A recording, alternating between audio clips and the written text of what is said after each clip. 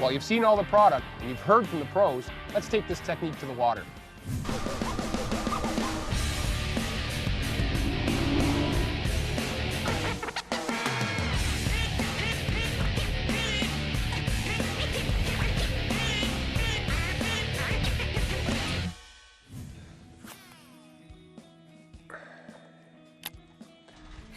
You know, anytime you're gonna head out and do some crankbait fishing, there's a couple things you wanna remember. We always talk about having the right rod, reel, and line to make it more effective.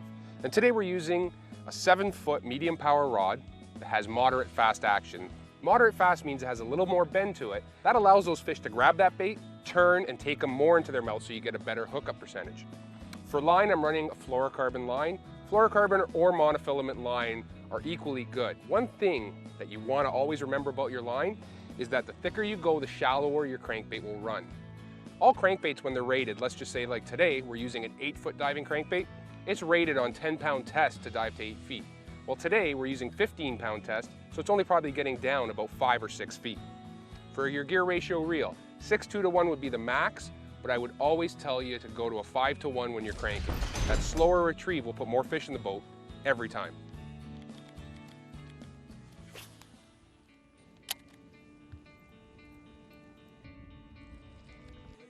Fish, fish, good fish. Oh, there he is. Oh, look at him jump. Oh, psycho fish.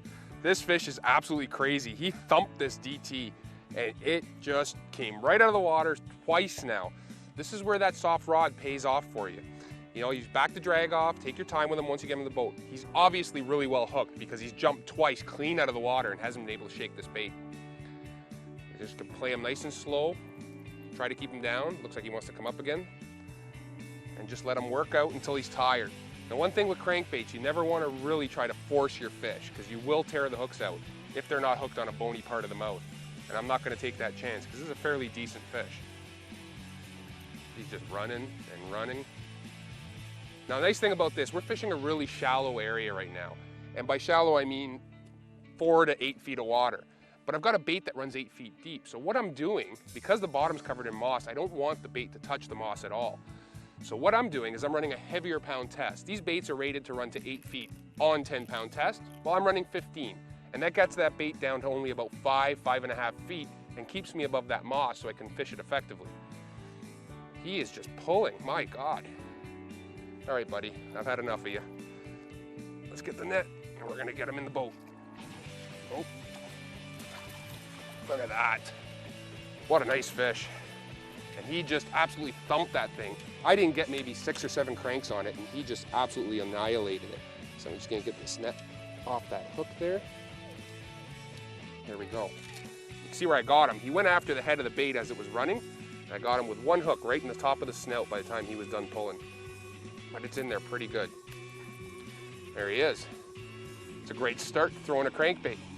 Now we're gonna get some more of these ones and hopefully a big one by the end of the day. Fish. There's another one. Oh, crazy jump, decent fish. It's amazing how psycho these fish go in the shallows. Look at him, he's just going everywhere. Back the drag off a bit when he gets by the boat, because you know they have those power surges, these smallmouth, they always do. And you can tell these fish, they're all rock fish. These things are living on isolated rocks in the shallows. And that's why they're so dark, they camouflage so well against the rock itself. When you're fighting a fish like this, try to keep your pressure opposite of which way the fish is going. You see me turning my rod back and forth, but do it in smooth motions. Don't be jerky and give him slack line. What you want to do is just basically lean your rod over. If he's swimming that way, he's going to turn his direction now. So you just bring your rod over nice and smooth. There he goes, jumping again. There he is. There's another one. Another crankbait fish. See how black he is. Just been living on the rocks, this fish. Pull that back over the lip. And we got one piece left, there he is. And he got it pretty good. He got both hooks in him. Now the DT Thugs, they come with sure set hooks from VMC. And these hooks are a little different than what you're normally used to seeing from a standard treble hook. They actually have an oversized hook and you can see it right on the piece right there. So they got 2 standard trebles and then they got almost like a wide gap worm hook. Really good for picking up the fish and for getting a good hook in them when they're short striking. I'll get this guy back in the water. There he goes, back to his rock. Fish, way out there. Oh, big fish. Do you see that jump? Unbelievable. Unbelievable. Cleared the water by like 2 feet. Come on, baby. Oh, that's a big one. That's a good fish. For in the shallows this time of year, this is a really solid fish. Back this drag off because he's got some muscle to him. Look at this. There's 1, 2, 3, 4, 5, 6 fish following him, and he's running right under the boat. Probably see him on the other side pretty soon. There we go.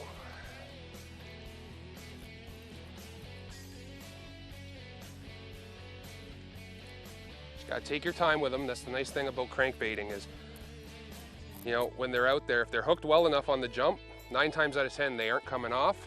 You can just take your time and wear them out. And this fish has got a lot of power, a ton of it. He's just pulling me wherever he wants to go. He's actually turning the boat right now.